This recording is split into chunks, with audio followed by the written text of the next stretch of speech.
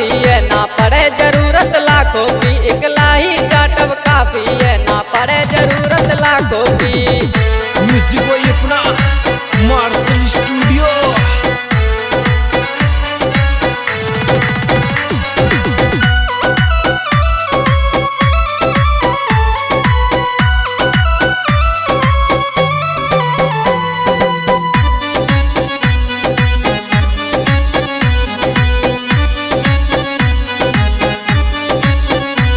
ना करी गुलामी काऊ की, ना कोई सारे से डरते हैं। हमारे पास कमी ना पैसों की, हम खुला खर्चा करते हैं।